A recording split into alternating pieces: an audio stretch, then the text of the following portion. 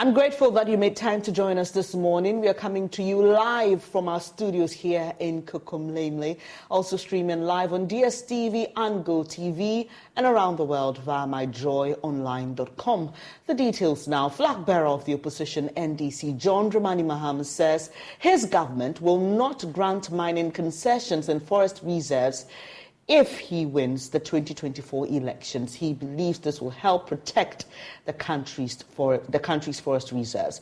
Mr. Mahama opines that benefits received from mining in the forest outweigh the financial gains from the extraction of gold deposits. He's been addressing residents of Draya Nkwanta as part of his Building Ghana tour. Nana eka kwaya asem na eya reho if you say ene wo hwe ye kwaye ni bebre a se na na esitie ama ohu a wa kasa obesu amagana na eno na ama ye friend say twi kasam ye climate sesa abra wo se ensuo ba emma abra ni se ensuo to na to if you say ya say your environment ni nyina Oko hu kwaye na either say ye yi sika kokko ho nti ye twa kwaye na gu na NDC wo hwe ye manifesto mu a ye say kwaye na aka no ye bebo ho ban ye ma obia concession say onko kwaye mu nkotwa kwaye ngu enua na esi ho no e wo mfaso e chen sika kokko na wuyi efri ho no na sika kokko no wuyi free ho eno ano no oton wi a wadi sika no na nduane bi ye nananom kansoa sa emre no ena se nduane si ho edua esi ho 300 years na waba o de chenso etwa egu se wo hwehwe sika kokko nti e ba sa forest reserves ni nyina aka no ye bebo ho ban se na be ya ye betimi ede ama ye ma ni ye nananom no so anka ye nananom etwitwa akwaye ni na gu ya anka ye beba beto Omo de ma yese ne be ya yeso ye bebo ho ban ne de ama ye ma ne ye nananom enti sa na be ye no. Mr. Mahama there opining that protecting forest reserves far outweighs what we gain by mining in them. He has also been recommending the addition of more bonds to government's debt restructuring. He says doing so for the 7-year Dacha bond will free up money for GET Fund projects in the educational sector. Government has borrowed money against the GET Fund. And so, money that should have come into the GET Fund to pay contractors who are working on projects in your colleges and your secondary schools has been taken in advance through the 7-year Dacha bond.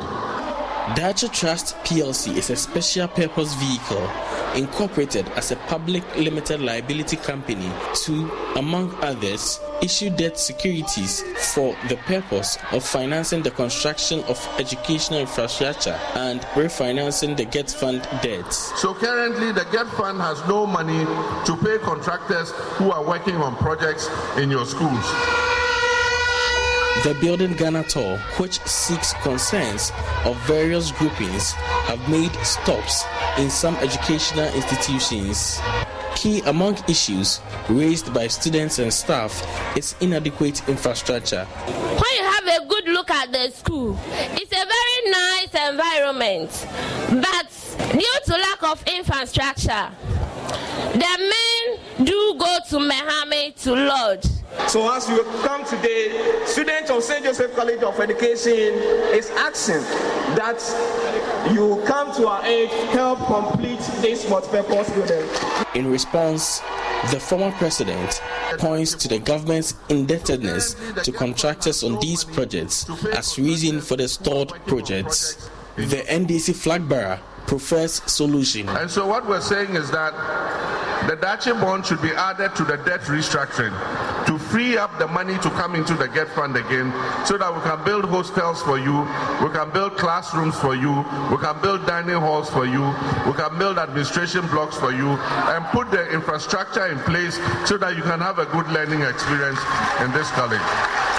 In reviewing the free SHS policy, the former president says feeding grants for some students will be reversed to heads of institutions. Free SHS there, Abba, and Kobe Biabium. And so I'll see a CSC no send a bear, Yebenya home for so ye. And no teacher and a kind. Also, Koshe Diana and Kodani, and yet. And it was a Oberco schooler. Sika Ober say, Oberto Adriana Mana Akudi Ewo School, a pro school fees are not yet Triano. And she shall my and say, we a school paying here, one our school, no so a headmaster. Only quite so Oberto Adriana Man Quadano. Yet Adriani fee, baby a friend of buffer stock. Neto de be Adriana ma and Quadano Edacom. Enti Yeba say buffer stock no Emma Adriana no Yabeji sa 2 meno near the ma school headmaster no. Enti sikano beba headmaster no ho na omo de ato Adriani ama Quadano.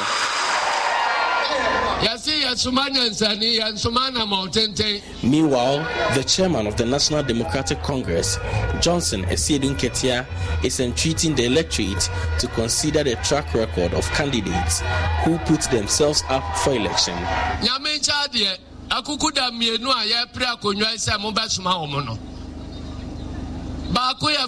Dr. Mahmoud Baumia.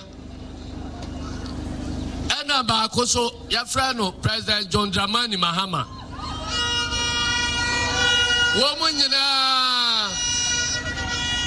Muni Mobia Subai, Meboa. The Onamwa, Ocha Sodo Sodo Sa, Nayanya Commission Bia, the Munim. Enunti, the Okaso Betra Konyaswa, Omobosia. Na yedi tobu tusiwa eno ne yedi beji jisika di aya akwai me pa cha umunim no awa betra konwa so a tobu tu watwam na bosia so wabura wamfa nya de kwa binti no ene e ka mene Ghana fo a wi asinyira wa mo fra ye enkadere chasa oda ye ka ye ntimi ntua enti ne nsa no adwuma wo ho eno ono ni subaya wada na di wo man mu so ka asem eba mu ana ema mu no momfa ntoto de President Mahama so ka se eba mu ana ema mu na mo weso na mo nto aba. For Joy News, Nana Ojima, Ahafo Region. So that was a report detailing Mr. John Dramani Mahama's tour, and you've heard him say a lot of things in the education sector. But much earlier, we heard him talking about mining, where he says that if he wins the 2024 elections, his government will not grant mining concessions or leases to companies that want to enter forest reserves. Let's delve a bit more into that. And we've been joined by Dr. Abdul Wadud Moomin. He's a senior lecturer at the University of Energy and Natural Resources School of Mines. It's a pleasure to have you here. I'm grateful for your time. So, conversations about mining in forest reserves. We know that for many of the stories that have been highlighted, the people who are mining in forest reserves have not necessarily been granted licenses. Many of these have been done by people involved in illegal mining, i.e. they go under the cover of darkness, they illegally enter these forest reserves, and they destroy the forest cover, and we know what the implications are. What are your general impressions about Mr. Mahama's focus? Is it really an issue of fighting illegal mining, or it is an issue of granting concession or leases for companies to enter forest reserves? Thank you very much, and good morning to your viewers and listeners, and good morning to all meaningful Ghanaians. My first comment is that I give thumbs up to His Excellency, the former President John Mahama. If he dreams to stop illegal mining and even granting concessions in forested areas, that's an excellent idea. In any case, where this comment is emanating from is the LI that has actually been passed recently which was sponsored by the EPA, to allow exploration and mining activities in certain reserves. And that has been actually the problem that has generated this. Look, Ghana has been a signatory to the UNCCD and the United Nations SDGs 2030, particularly the SDG 15.3, which seeks to protect life on land. And this includes forest areas and all wildlife reserves. Irrespective, and the other SDG, which is SDG 12, which talks about responsible consumption and production. We do not have to grant mining concessions in forested and protected areas. Nature reserves must be well protected. In any case, for our own good and ecosystem services, which every life and every non-living thing also even benefit from. We need to take a clue from what's happening in Colombia. In Colombia, largely, there are a whole lot of illegal mining activities in the forested areas. We also need to take a clue from the rest of the Southern America. In Southern American areas like Peru, Brazil, Chile, where you have the Amazonian forest, right, which is one of the largest forests in the world, and there is a lot of mining activity taking place in these areas. What are the repercussions? What are the water pollution, climate impacts on agriculture, climate impact on the mining activities themselves? And I do not think that currently, even in the laws of Ghana, the mining law of Ghana and the minerals and mining policy of Ghana, there is any section or portion that allows the grant of concession in forest areas. Right. It's unacceptable. Right. For that reason, if the former president thinks that and he suggests that, I agree with him perfectly. Dr. Moomin, the CEO of the Minerals Commission, Mr. Martin AEC, thinks otherwise. Now, here's his argument. We don't allow mining in forest reserves. Yet, like I mentioned earlier, we know for a fact that people enter mining reserves illegally under the cover of darkness. We know the Forestry Commission is not resourced enough to go after these people. His argument is that why not allow responsible mining in these reserves where there's a bit more regulation? We decide or determine which parts of the forest reserves must be mined, obviously paying attention to the fact that we need to protect the forest reserve as well. So his argument is we don't have to sit idle. We don't have to let the forest sit idle because people are mining in it anyway. Why not allow people to go in there to do the responsible thing? I cannot disagree with Mr. Martin IEC. He's a very respectable person. He's well experienced. He's worked in Minerals Commission for many years before rising to the position of a CEO. And I also know we may have to investigate thoroughly into whatever proposals he has set in this regard. But as an intellectual, my opinion is that if we do so, look, Ghana is a signatory to the UNCCF. Ghana is a signatory to the UNCCD Convention. Ghana is also a signatory to the SDGs. And if we allow mining in forest areas, we may be contravening all these global policies and conventions that we have agreed, which have all frowned upon resource extraction in reserve and nature biodiversity areas. For that reason, it is unacceptable and it is illegal to do that. If we also do that, look, let's think through into the future. Are we just interested in resource extraction today by jeopardizing the opportunities of future generations, let's say even the next 5 years? Just consider the significance of forest areas in carbon sequestration and also the protection of water bodies, both underground and surface water bodies. Also consider the other significance of forests to allow resource extraction. Now, if you go back to the archives of the Ghana Environmental State, a report by the EPA in 2021-2022, it tells you the amount of forest areas that have been degraded and how much are we recovering, how much are we rehabilitating to balance the net carbon concentrations in the atmosphere. That is actually contributing to this. Let's also do the cost-benefit analysis. So we may have to engage with the Minerals Commission at some point in time to do the cost-benefit analysis. But in any case, I do not see anywhere around the world where mining is legally accepted in forested areas. It is highly unacceptable, and the repercussions are more alarming and cannot be actually traded for resource extraction, whether gold, whether lithium, any other mineral.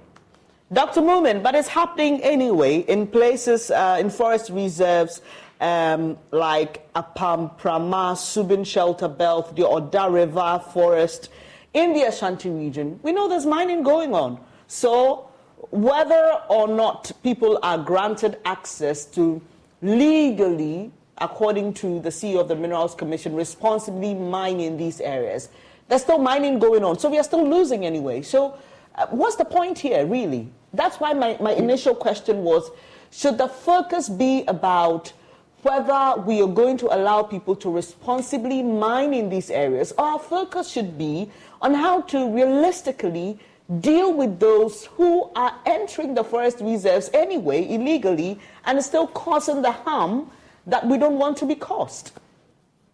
I have mentioned on this studio before that illegal mining should be treated as the way we treat narcotic drugs. We all know that narcotic drugs trading are going on, and we have always been on the hunt for such people who perpetrate it. It's the same. Let's apply the same logic here. Illegal mining happening in forest areas. As at now, it is illegal. We all accept that it's illegal, and illegal criminals are always ahead of security apparatus.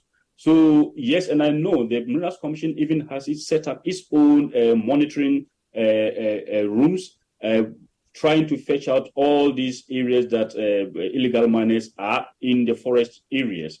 And for that reason, that alone defeats any thinking that once it is already happening, let's go ahead and legalize it. No, it is not something that we can actually blink an eye to accept. But if you go further to think through what Mr. Aisi has suggested, if it means that we have actually given up in stemming out illegal mining in forested areas, if we want to legalize it, whatever it is.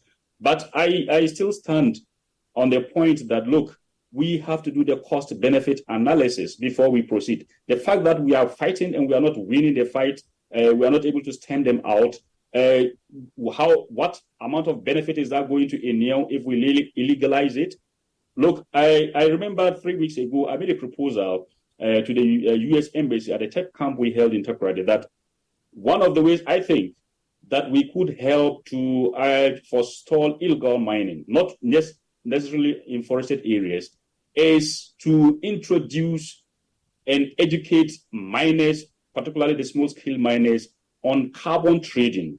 If we introduce the idea of carbon trading as a complementary livelihood activity, not an alternative livelihood activity to them, we may be able to succeed in rehabilitating most of the degraded land, including the forest areas. What do I mean? If we get the illegal miners, we know them a lot of times, where they are and where they work and who they work for.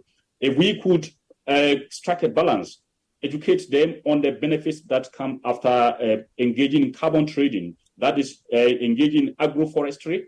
If miners could engage in agroforestry, wherever they mine, and the next concession they are moving to, an illegal concession, of course, they are moving to, if they could rehabilitate the previous concession that they have worked and convert it to an agroforestry, and then we'll link them up to the carbon trading companies overseas, and which is actually organized by the EPA. And also, just shortly, I have seen that the Minister of Lands and Natural Resources has had some contact with the carbon trading companies. If we can have all these engagements, then fine. So it takes us back to the early 1800s, when the Europeans started to extract log, timber from forest for their manufacturing companies, for the production of ship and boats, for roofing and for textiles. Then they came to the logical conclusion that, look, our rate of extraction of forest products was more than our recovery of forest lands. So what do? We need to balance it.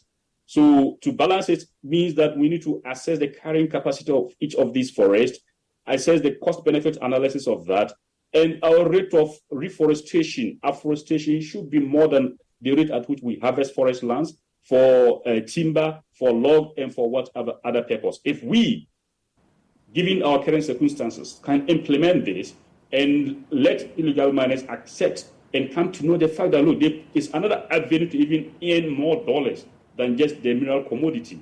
And anytime commodity prices are low, they could actually be seriously engaged in harvesting carbon points and credits to earn more dollars and to stay afloat on business. I think that is fine. But even the fact that we have laws that ban them from doing what they do currently, are we able to manage them? Are we able to control them? Let's think through this. If we can also implement or educate and implement the carbon trading as a complementary activity to illegal mining, fine. We would be raising more forests than we will be depleting forests. Right, Doc. We would have to leave it here. Sorry, can you just wrap up on that point? Yeah, so the miners themselves eventually will engage in raising more forest lands than they deplete forest lands. Thank you. I appreciate your time. Dr. Abdul Wadud Mumin is a senior lecturer at the University of Energy and Natural Resources Schools of Mines. And we've been having a conversation about mining because former President John Dramani Mahama says his government, if he wins the 2024 elections, will not grant concessions in forest reserves. Let's touch base now with Nanaya Ojima, who is with the former president's team. And Nanaya, is the former president still in the Bono region? What more has he been saying? Currently, the former president have moved from the Bono region to the Ahafo area. Now he is at Asunafo South, where he is engaging the people of Kukum, one of the communities within the constituency. Now, this is the second day of the tour to the Ahafo region. Yesterday, he did some areas in Diayan Kwanta and Jomo and other communities in the area. Now, what basically he is doing is that he is seeking concerns of the ordinary Ghanaian, various identifiable groups. He is meeting them, taking their concerns, and these concerns will feed into the manifesto of the National Democratic Congress for the 2024 election. This is not the first time the NDC, led by John Mahama, is undertaking such an exercise. Same exercise was taken in 2020, and it fed into the People's Manifesto of 2020. Now, the concerns that are coming up, according to John Mahama, are not different from what they picked in 2020. So some of the campaign promises and policies are being repeated here in the Bono and Ahafo areas. For instance, he spoke about reviewing the free SHS policy.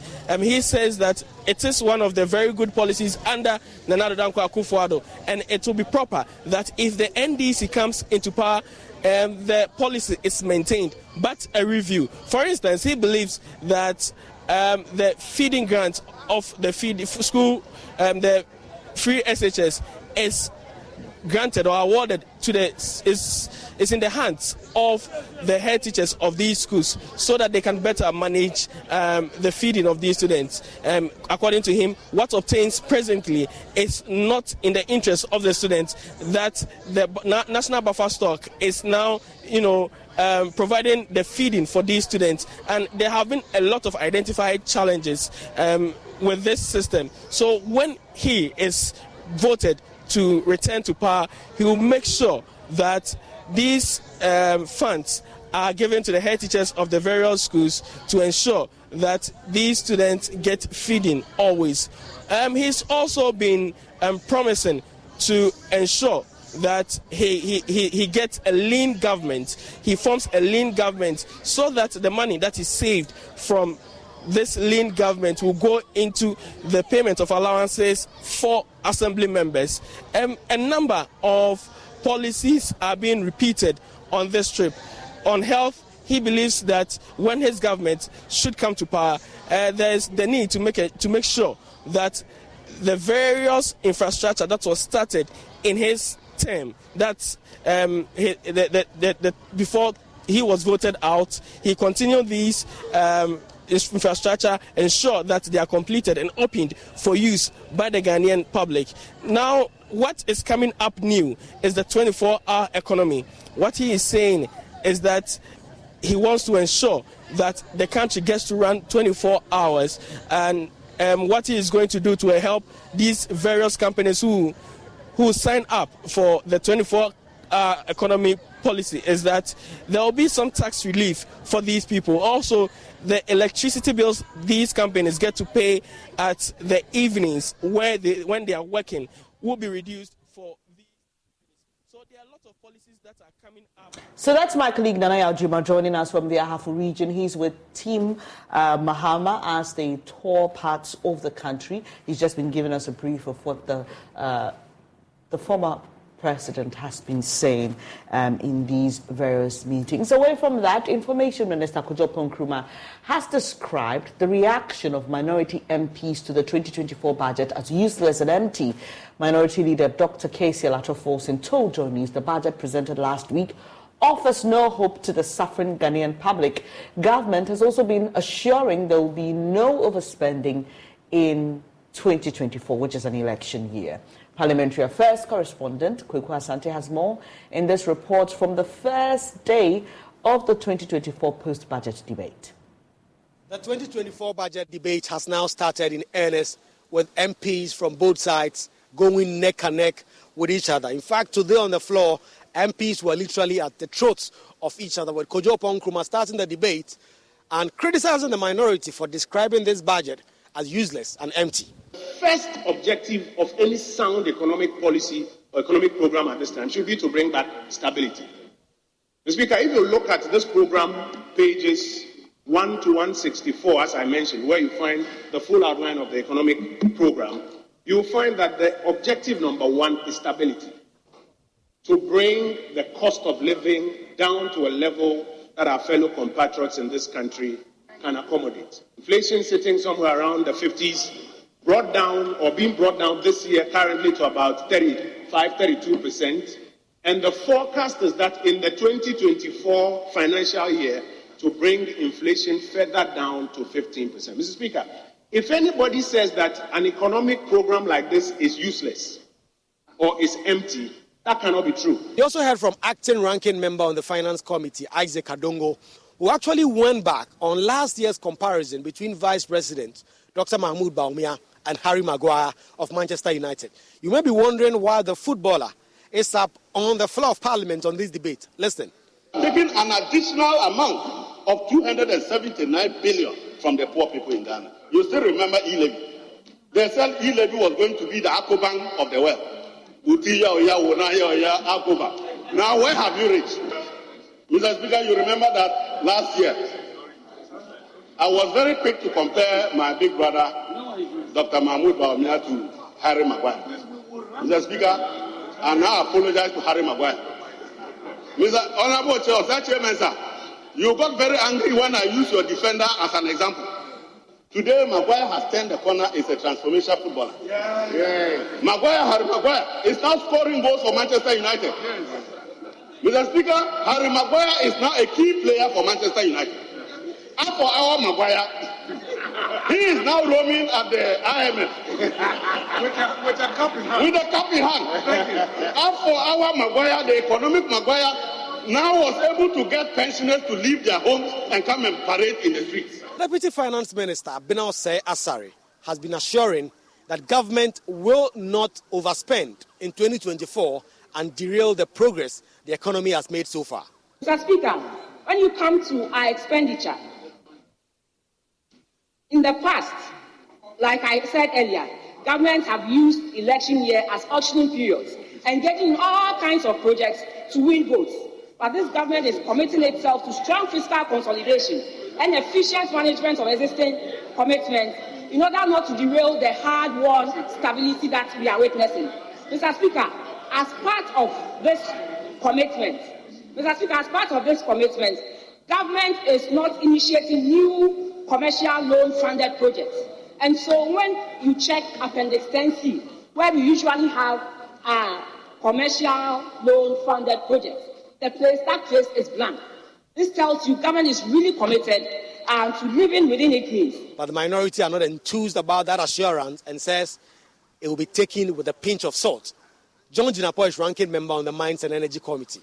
Firstly, let me just deal with a factual inaccuracy.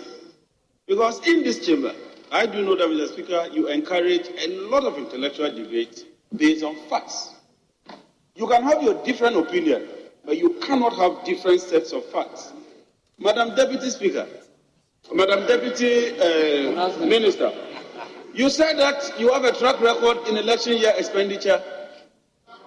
For the record, in 2016, go and read the updated data.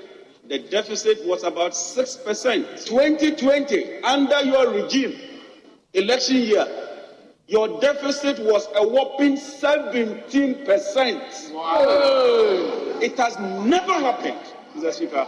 And in that year, no country had that deficit of 17%. The debate is now going to continue in the subsequent days until the 28th of November, when the minority leader and the majority leader will conclude the debate. And from now till then, we are going to expect more jibes and jabs at each other. If what happened today on the floor is anything to go by, the next few days will be about jabs and jibes, as the minorities seek to make Dr. Mahmoud Bawumia the centerpiece of their debate on the floor, while the majority also clearly want to take on former President John Dramani Mahama, because these are the two persons who will be going at each other in 2024 when the election is set to happen. Reporting for Joy News, Kweku Asante, Parliament House, Accra. Right, so let me take you to Parliament now. We expect that the debate for today will commence shortly. Kweku Asante is there for us and joins us with what to expect. Hello, Kweku. Do we have a better attendance today? Yesterday, one of the key highlights of the debate was that, especially on the majority side, there were very few MPs seated at the time the debate started, and considering that this is their budget, I mean, it didn't send a good signal to the minority who raised that issue. But what does it look like this morning? It's 10:34 already.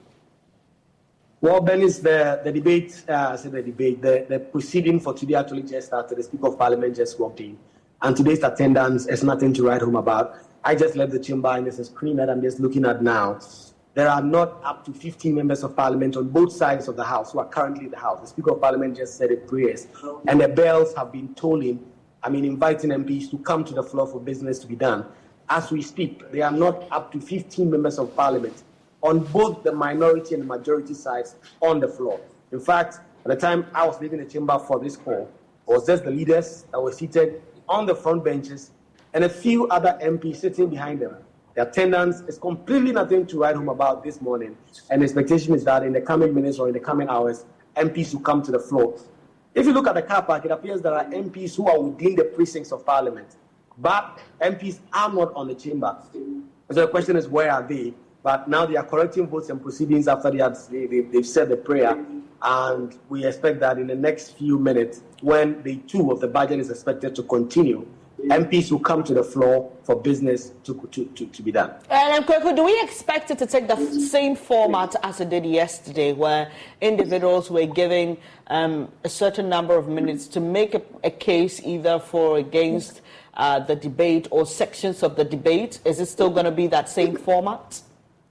Yes, it is going to be the same format, and from the business statement presented to us last week, today is going to be about communications, energy, roads, works and housing, sanitation and environment.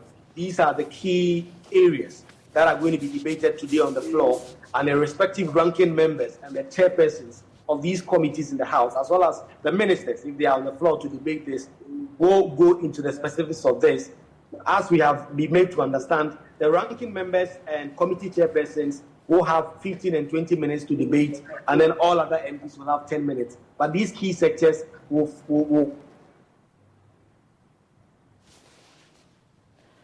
Oh, too bad. It appears we lost Kweku Asante there. He was just giving us a brief of what today is going to look like in terms of the post-budget debate. It's day 2.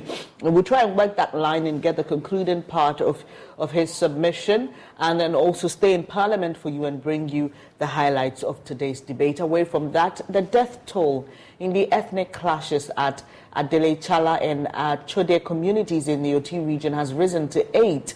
The Interior Minister has imposed a 13-hour-long curfew on that township in Nkwanta.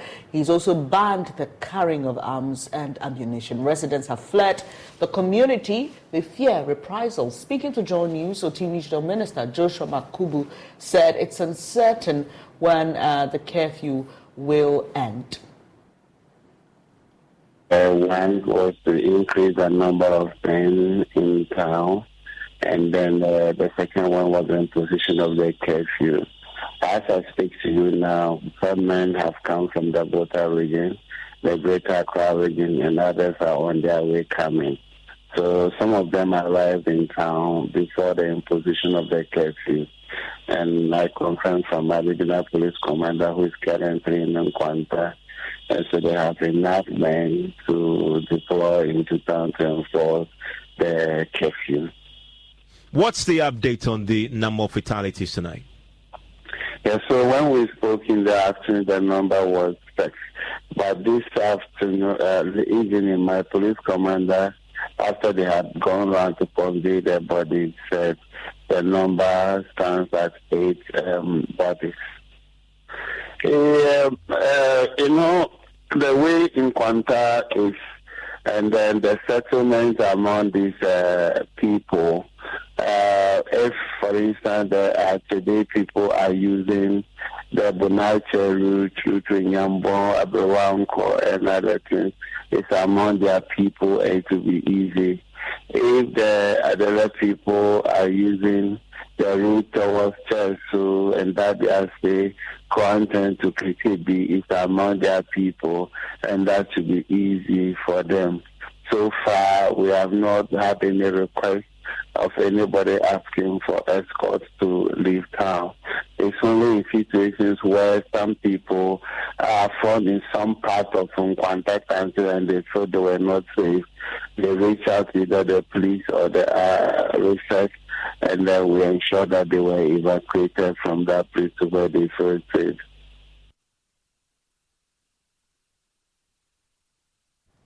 Now let's get more in this this morning, what the latest is in that part of the country. Adom News' Obrimpong Owusu joins us on the phone with more. Obrimpong, good morning to you. What does it look like in the community this morning? Well, the community is actually back to its normalcy, but not as expected, and or like as we know, activities in Nkwanta has been. The curfew that was imposed yesterday evening has actually having effect on the social and economic activities of the area. People, I can confirm to you that shops are still remain locked. So there's no business, there's no car for people to travel to wherever they are going. People are still packing up, lying out of the town, like they're leaving the town for safety, and things are really not under control. We've been speaking to some of the residents here about the concern. We've been sharing with us that yes, the case that was imposed on them yesterday was actually a good one, that they think going forward, the ministry and its agency to take a necessary measure that can ensure and give the people of Nkwanta a lasting solution to this. Because the continued killing and disturbances and riot that continue occurring in Nkwanta, it is really retarding the development activities of the area, and the need for the Interior Minister and any organ to put heads together to ensure that peace returns to Nkwanta for its activities.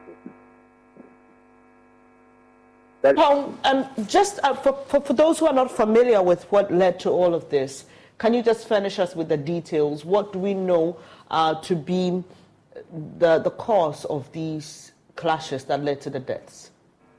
On Monday, around 4 p.m. in the evening, when market women were at the Nkwanta market shopping and doing their activities, when there was a gunshot from nowhere that 6 at that time sustained gun injuries, and they were sent to St. Joseph Hospital for treatment, including a police officer who was there to ensure peace and order. As I stated to you, out of the 6 that were sent to St. Joseph Hospital, 2 of them have been confirmed dead, and the remaining are still on admission, whilst the police officer has been referred to Police City Hospital for further treatment. What has triggered this, I think for past 1 month, we've been reporting about insecurity in Nkwanta South, whereby a clan of Akidi wanted to celebrate their traditional yam festival, with 2 ethnic groups, being Adele and Tala, opposed tradition, which resulted into riots and where properties and lives were lost. So we were thinking peace was gradually returning to the community until Monday this issue triggered again, where about 8 people had been confirmed dead. Some are still on admission, while properties have been destroyed. As I said to you, schools have been closed down. Workers in the area have also left the town for their own safety. Now, even some commercial banks, like where you even get access to mobile money, banks in the area have been closed. Life has been very, very difficult for people, especially where people can't even get food to buy or buy water for their own consumption. So life here, basically, it is really, really, really affecting the economic activities of the area. Right. Thank you so much, Obrin Pongowusu, joining us with details on what's happening in parts of the OT region, there, to be precise, the Adele Chala and Achode clash. We will keep our eyes there and we will bring you more on that incident. Now, prepare for an exciting experience at the Grand Fair of the 2023 EcoBank JoyNews Habitat Fair. It's coming up at the Accra International Conference Center this Thursday, that's actually tomorrow, November 23rd, to Sunday, November 26th, from 8 a.m. to 6 p.m. every day. Carlos Caloni has been engaged in some sponsors ahead of the day.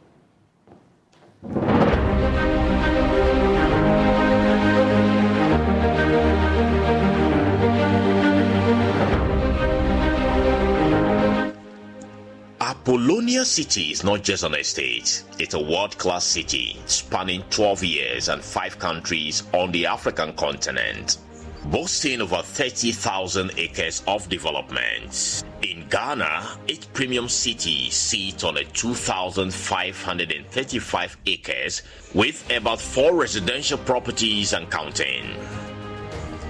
Meet the company's marketing and communications manager, Yao Champoneje. Apollonia City is a 2,325-acre mixed-use, master-planned, controlled, and serviced development by a company called Rendeavor that happens to be Africa's largest urban developer, with about 30,000 acres of development in 5 countries: Ghana, Nigeria, Kenya, Zambia, and the Democratic Republic of Congo. Now, Apollonia City was developed with a concept that we call live, work, play. Live, work, play means that within the same facility, we've made provision for residential users, we've made provision for when you need zucchini or deli ham, Instacart shoppers lend a hand. Add a little life to your cart. And if you want your bananas green, honey, it ain't no thing. Add a little life to your cart. Instacart helps get your groceries. Your first 3 deliveries are free. Download Instacart. Add life to cart. Terms apply. At Strayer University, we see you striving to work harder and go further. That's why we provide you with the tools you need to get there, like offering a brand new laptop when you enroll in a bachelor's program, so you can do your coursework anytime, anywhere, and always keep striving. Visit strayer.edu to learn more. Eligibility rules, restrictions, and exclusions apply. Connect with us for details. Strayer University is certified to operate in Virginia by Chev and has many campuses, including at 2121 15th Street North in Arlington, Virginia. Hello, Saver.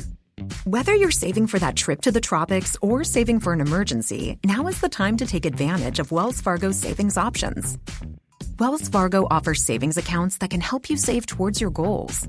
So, what are you saving for? Visit a Wells Fargo branch or wellsfargo.com/save to open a savings account today. Wells Fargo Bank, N.A., member FDIC. Shop Macy's Black Friday specials for amazing deals on gifts they'll love now while supplies last. Like 25% off Nike for him, her, and kids. 75% off fine jewelry. And 10 to 50% off select appliances from Black & Decker, Cuisinart, Instant Pot, and more. Plus, get it faster with store pickup. Now at Macy's. Savings off sale and clearance prices. Exclusions apply. Please note that stores are closed Thanksgiving Day. Commercial and light industrial users, and we've also made provision for recreational users. This for us gives what we call a complete life, that people should be able to live in close proximity to the things that matter to them. Now, Apollonia City has been around since 2015. We have, like I said, 2,325 acres, and currently we have about 4 residential products here within Apollonia City. We're currently seated at the Oxford, Apollonia City's first residential unit. Now, if you may ask me about what makes Apollonia City unique from other projects, really it comes to what we call our master plan. I know you want to hear more. That's why you have to join us from tomorrow through to Sunday at the Accra International Conference Center for the EcoBank JoyNews Habitat Fair. It's in partnership with EcoBank, the Pan-African Bank, and powered by the planned city extension project From Cities and Habitats Rent to Own. It's also sponsored by Elegant Homes and General Construction Limited, where quality meets value. Global Lighting, your solution to quality lighting. Syntex Tank, a strong, a tough. Gold Key Properties, building prestige since 1997, and Springfield Estates, where dreams are built. Also, Virtual Security, Complete Security Solutions, DBS, your roof experts, Virtual InfoSec Africa, Security Solutions by Design, Saint Gobain, making the world a better place, and Clifton Homes, beautiful homes, wise investments. The Kensington Heights, Airport City, Kumasi, by the HDG Homes Limited. Please make a date and join us. But coming up shortly is Business. Darryl Kwao will be telling you about how technology is being used to increase yields in rice production.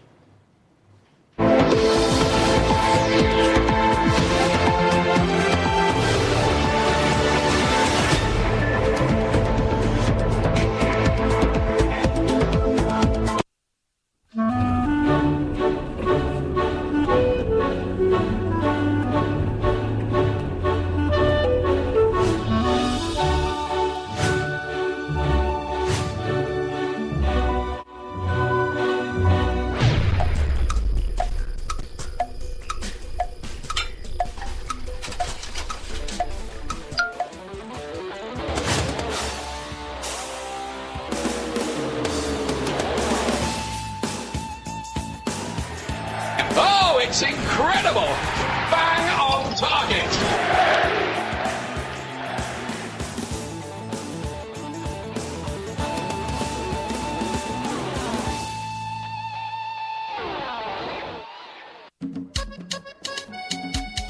Driving a taxi in Accra is like watching DSTV. The drama in the open view.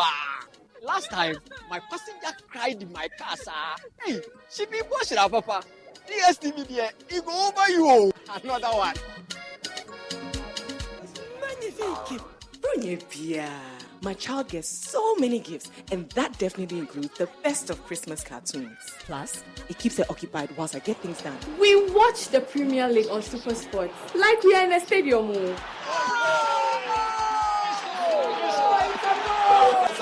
That was not an offside. Rashford was in an offside position, but he wasn't interfering with play. And Bruno scored. This Christmas, dear, entertainment galore on DSTV. The content just go over you. Dial *759# to reconnect or stay connected now.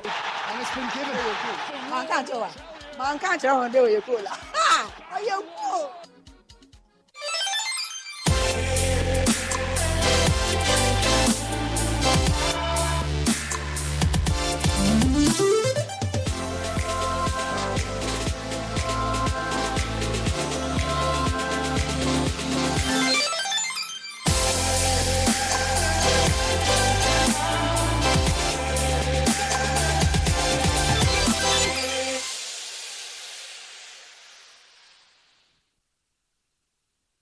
On the 25th day of November, Africa will be moved by music. It's the 11th Guinness Ghana DJ Awards, powered by Smirnoff. Who wins what? Who wears what? The back-to-back jams by the hottest DJs and your favorite music stars. Celebrate the biggest night of music as we recognize our iconic DJs. Don't miss performances by DJ Sky, Stoneboy, DJ Nice, Master Q, Gal Dem DJ, Samini, Lil Wayne, DJ Sly, The Mask DJ, and all the way from Netherlands, DJ Polyester. Dial *713*33*33# to get your tickets to this unforgettable night of great music. The Guinness Ghana DJ Awards is powered by Smirnoff and sponsored by Game Park Ghana, Virtual Sound Lab, DSTV Aquaba Magic, PC Entertainment, Hooked On Entertainment, with media partners Joy 99.7 FM, Hits FM, Joy Prime TV, WhatsApp TV, GhanaMusic.com, The Radio Advertising People, and Showbiz TV.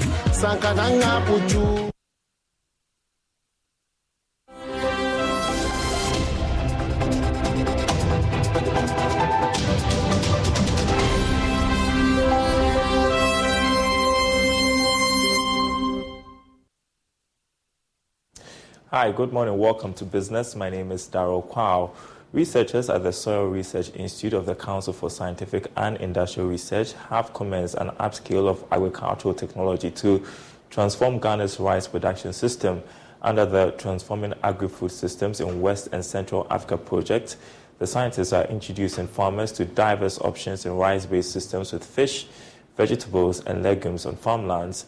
The eco-technology aims at food and nutrition security and multiple income generation streams for farmers. Here's more in this report. Ghana currently consumes about 1.5 million metric tons of rice annually, with approximately 50% being imported.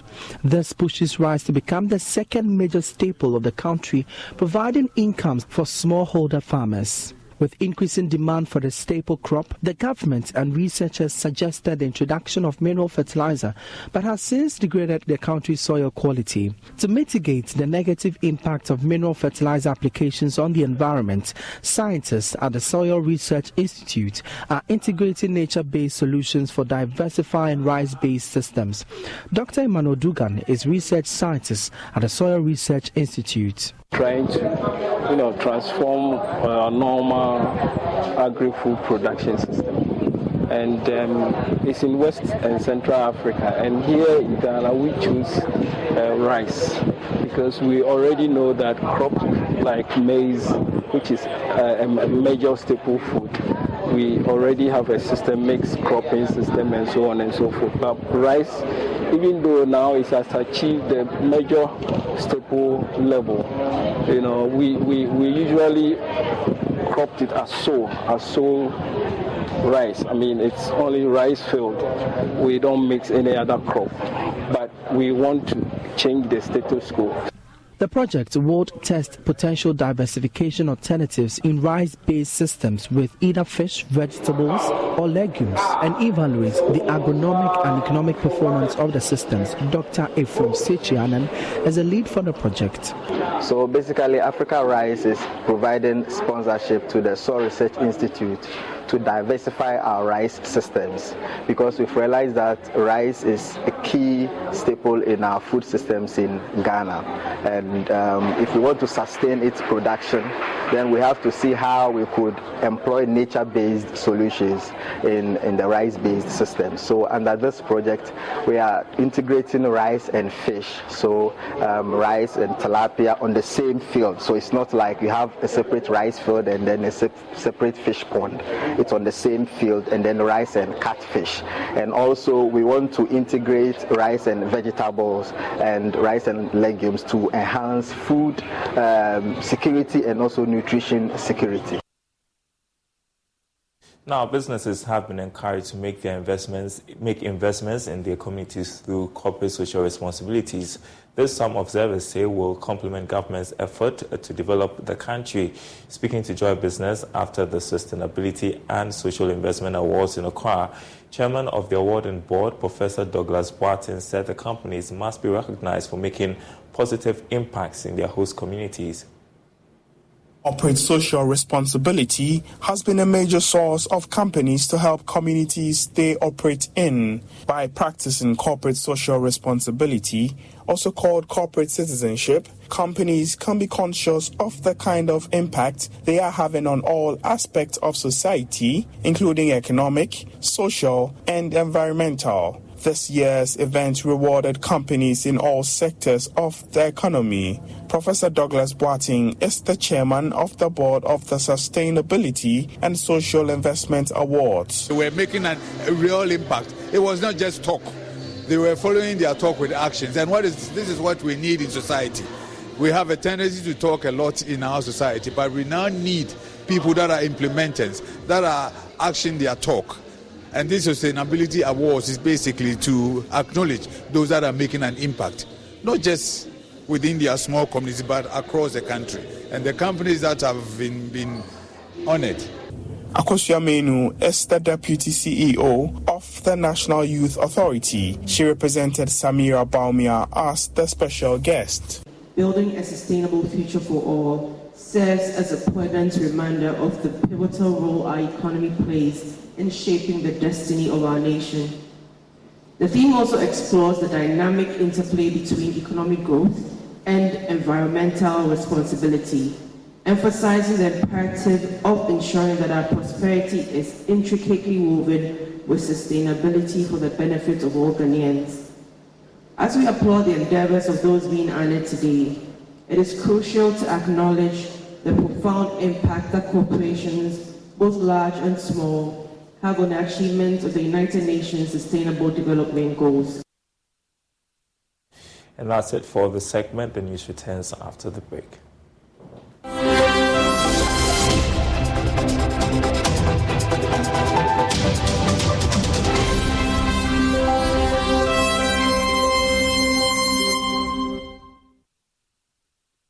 Climate change is changing the landscape of agriculture in Ghana. It's time to adapt and thrive. Join us at the EU Climate Diplomacy Week as we empower Ghanaian farmers with strategies to build resilience. Be part of our panel discussion on the topic, Building Climate Change Adaptation Capacity at the Farmer Level, live on Joy 99.7 FM, the Joy News channel, and across our social media platforms, Wednesday, 22nd November 2023 at 2 p.m. from the West African Center for Crop Improvement, University of Ghana. This event is brought to you by the European Union and GIZ in partnership with JoyNews.